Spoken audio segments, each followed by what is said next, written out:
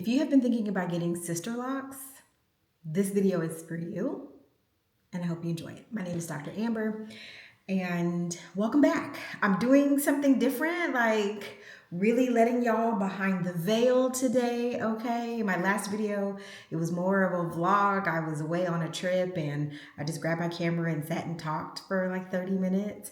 That video is up, and it's talking about how I let go of mom guilt, and I enjoyed that. So I'm gonna kind of practice being a blogger on TV, you know what I'm talking about? And I'm just gonna sit here and chat with you all. And you're gonna watch me transform. I just got out of the shower and I'm going to moisturize my face and take my braids down and talk to you about my 5-year Sisterlock journey.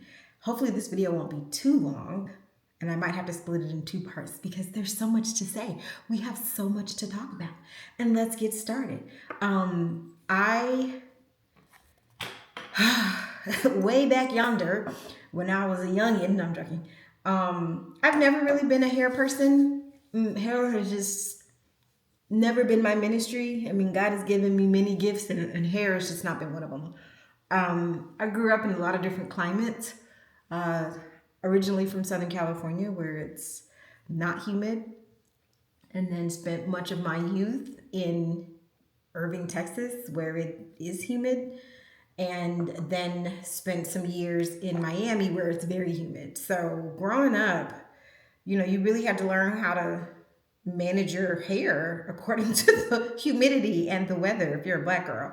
And so I remember asking my mom for a relaxer when I think I was in like the 8th grade, because I would walk to school, and by the time I got there, my little ponytail had turned into a cotton puff.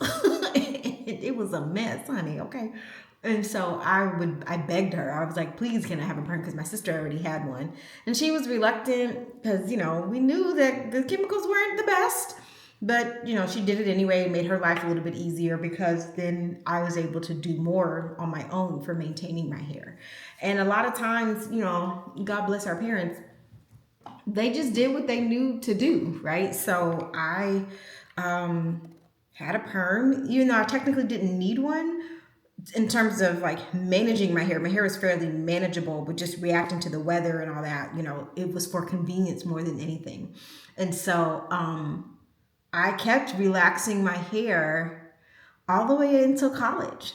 And I hated it. I hated getting my hair permed because I have seborrheic dermatitis of the scalp. That's a scalp condition where you have an overproduction of yeast. And so my hair could be clean. I could have washed it, but I would still have these like patches and stuff, and dandruff and scales and flakes. And it's really hard to maintain. There's no cure for it. You just have to manage it. So that with the itchy scalp and scratching your scalp before you got your relaxer and it's burning and all that, I never really enjoyed that process. But again, it was just what you did. And so that went on until I got to college, and now I'm back in California now. So I start seeing this stylist, and she's like, Amber, why do you perm your hair? And she's like, your hair is fine, fine in terms of texture. She's like, you don't really need to do this. So I would like to stop relaxing. I don't want to relax your hair. I think we need to grow your perm out.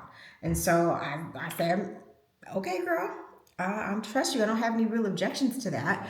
So let's do it. And that's what I did. So while I was in college, I went and got my hair done religiously. And do you see my glasses popping up? Because I'm hot. I went and got my hair done religiously. And hopefully this video will last long enough for you to see me take all of my braids down. Raw and uncut, unedited, okay? Because that's what we do here on my YouTube channel until I learn how to edit or hire somebody to do it. But anyway, I might have to take these glasses off. I'm such a nerd.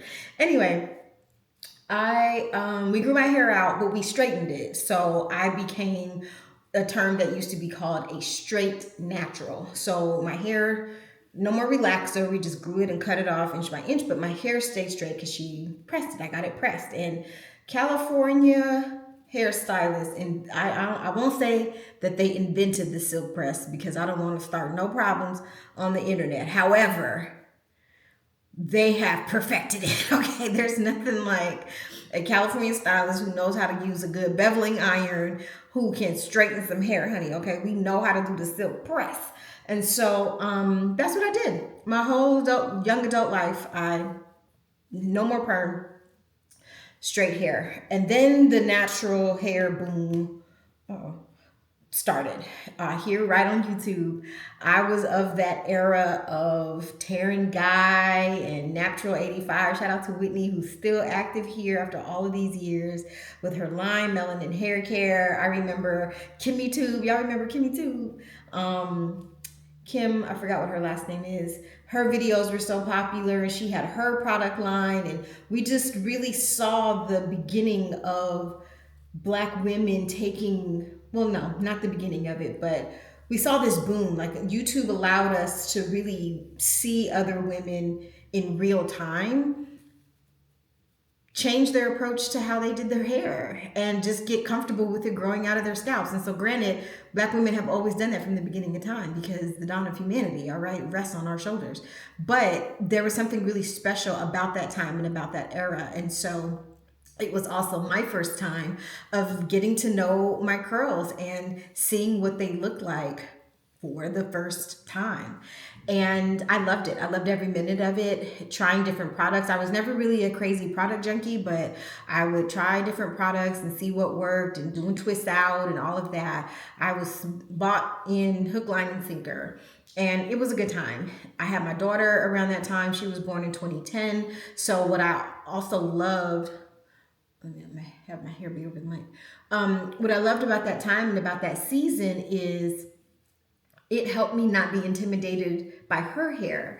So shout out to all of the pioneers of the YouTube era that was, vlogging with natural hair, because I learned so much, and it was beautiful to be a part of and to witness and to learn from. So fast forward, oh God, I don't even know how long. I don't remember the very first time I saw a video about Sisterlocks on YouTube.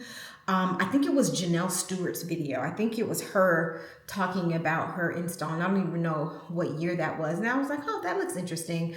But it didn't look like it was something for me that like I was particularly interested in or felt like I would have wanted to do. It was just an interesting video to watch. And then some years later or some time later, I remember I was at a conference and a girlfriend of mine, she had Sisterlocks, but I didn't know what they were. I didn't recognize that style. And I remember looking at her hair like, are they braids? Like, what is that? But I didn't ask her, but I was curious about her hairstyle, and it looked beautiful. But I remember she was the very first person I ever paid attention to, because granted, Sisterlocks is not anything new. They've been around since the 80s. But you just maybe don't recognize what it is that you're looking at, or you don't pay attention to it, or whatever. It's not in my subconscious or the forefront of my consciousness. So anyway, that happened with my friend, and then the pandemic hit, and I've always been the type of hair person, even though I don't think I'm good at doing hair. I've always been the type of person to say, okay, if my hairstylist packed up and moved tomorrow, would I be able to do my hair? So I've always wanted to have basic skills to do something with myself. If I had to go somewhere, a meeting or a job interview or something, like, could I at least straighten it to where I could manage it? And could I look like somebody with my own two hands? And that was always my approach. So I did learn how to straighten my own hair, how to press it, but then also how to twist it and all that when I became a loose curly natural. So the pandemic came, and I had a relaxer again at the time. So it was the very first time I had gotten a relaxer since I'd given them up in college. But I got it because I wanted that short, old school Toni Braxton, Halle Berry shortcut.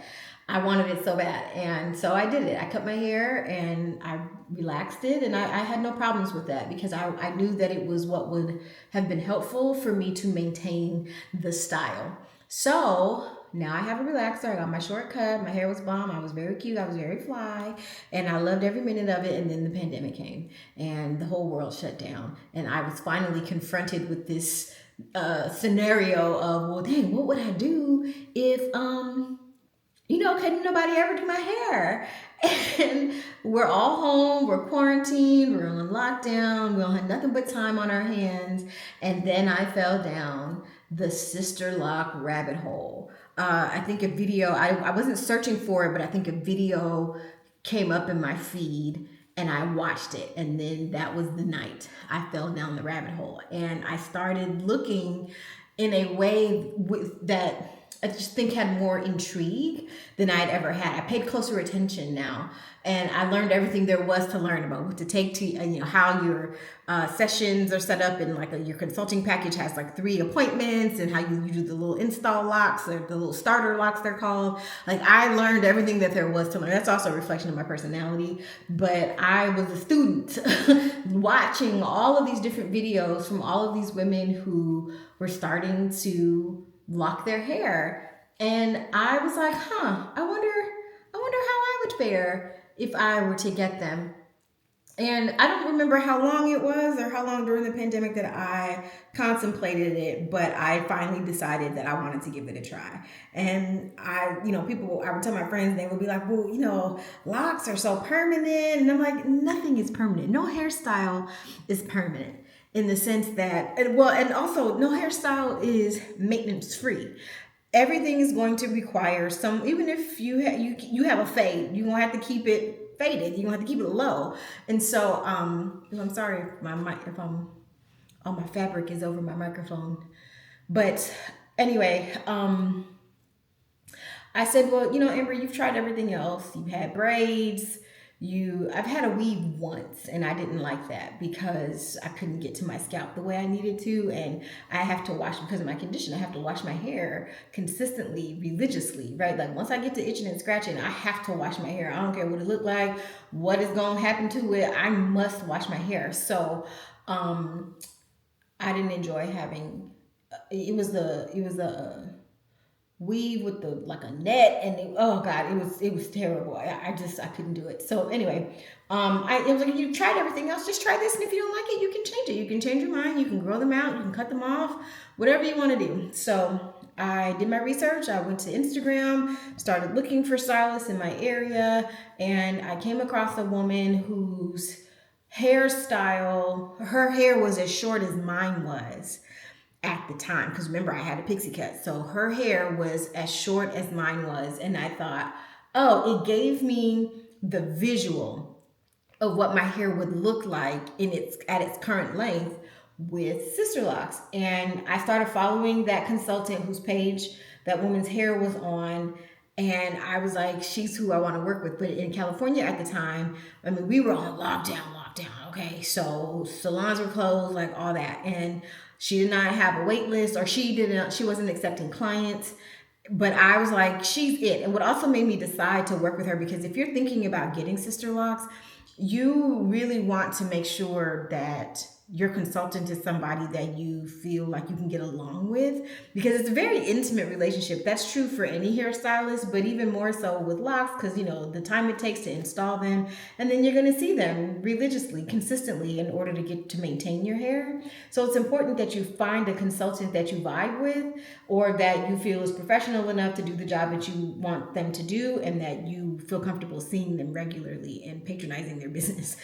And so I was on her page, because now I'm stalking her, right? There were like maybe 3 consultants in the LA area that I was considering. And this particular woman, I went to the page of one of her clients who had just gotten her locks installed. And on her page, she wrote a post about just her experience, and it wasn't even a testimonial. She just was saying like, oh, my lock consultant, she was so great to work with, she was really sweet and kind. And I just was like, boom, that's it. So I don't care how long I gotta wait for this lady, I want to work with her. So I sent her a voice note, because I'm a voice note queen, okay? And that was back when voice notes aren't as popular as they are now. I mean, it was just 5-6 years ago. But anyway, I sent her a message and I was like, hi, I really love your work, and I see on your page that you are not accepting clients at this time. I would like to know, do you have a wait list? And if so, can I get on it? And she messaged me back and was like, I don't have a wait list, but as soon as something comes available, like I'll make a space for you. And as soon as some of these restrictions are lifted and we can get back in the salon, like, I'll make a space for you. And I said, okay. But that didn't happen for like another maybe 8 months or so. It was a long time. And we thought they were going to open up the salons again, and then they did temporarily, but it got pushed back because they shut them down again. So it was a journey. Okay. That's why I'm talking about it like it is a journey, because it is. But when the moment finally came, I went and we scheduled it and we did my consultation, and I was like, yeah, I want to do this. And so she said to me, I told her how grateful I was that she was willing to see me, even though I knew she wasn't taking new clients. And she was like, well, you were just, your voice note, you were so kind. And she's like, you'd be surprised the way people come at you on Instagram. When you get messages on Instagram, they'll come at you any kind of way. She was like, but you were just, there was something about the warmth in your voice. And you approached me in a way that made me say, I would like to, okay, let me see what I can do.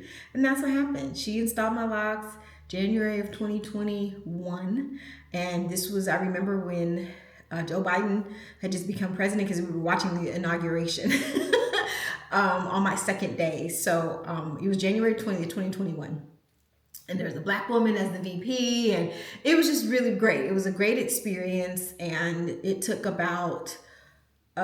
hours the first day, and I think maybe like 8 to 10 hours the second day. I just remember it didn't take as long the second day. And we talked about everything under the sun. And granted, by then I had already seen her a couple of times for my first couple of appointments. And by the time we got to it, I was ready. I was ready. I wish I had pictures to show y'all, but I don't. And I don't be editing. So unfortunately, you can go to my Instagram. I have, if you want to scroll all the way back 5 years, even just scrolling in general, you'll see how my hair has grown and changed. I mean, look at this. From a pixie cut, then all I have to do is wake up every day. I just call it the wake and shake. I just wake up and shake my hair out and go on with my life. So anyway, that was it. She installed them, and I've loved every single minute of it. Now, we've had some challenges along the way because just 5 months later, we moved to Georgia. So I had to do research all over again to find someone in my area where I was moving to. But that's what I appreciate about Sisterlocks. With the website, you can just go and put in your city, or they have this directory there where you can find a consultant. And so I found someone, and she was taking clients. She was very diligent. I had to send her pictures of what my hair looked like. And, we talked about what my goals were and all that. And I just appreciated how thorough she was. And she had a lot of instructions on her website. So it is my kind of girl. I like people who are like super professional and they take their work seriously. And that was it. I found my local loctician to kind of take me on as a transfer client once I moved here. And it has, like I said, it's just been wonderful. I'll do a part 2 and talk about just more, I guess, about what the journey has been like for me. As you see, I got my sacred drops because my edges are struggling, honey. Now, it's not because of my locks. I think it's just age. I'm a middle-aged woman, and we have challenges sometimes. Okay, things happen. Hair thins as we age, but that's okay. I'm gonna nurse my little. I got one little spot right here, and I got one little spot right here that we just gonna nurse right on back to health. And it's not even that bad, but I noticed it, so shout out to Beyonce. I'll do it so I was saying that I will do a second video and talk about like what my experience has been like. And I just have wanted to kind of get this out. There hasn't really been another vehicle or channel literally for me to talk about my hair in the way that I've wanted to. I get all kind of questions about it though. People stop me. Like when you get Sisterlocks, it's like you enter truly into a sisterhood. that is honestly how it feels. And like I said, I have loved it from the very beginning. And I just hit my 5-year anniversary at the time of this recording just a month ago. And it's great. So here we are. Tell me what your hair journey has been like.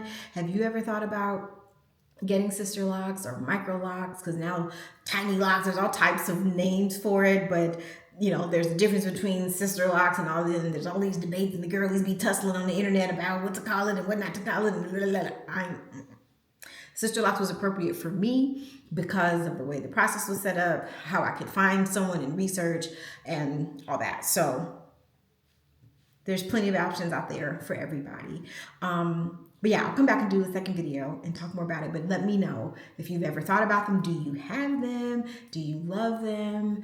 Let's talk about all things Sisterlocks in the comments, and I'll see you in the next video.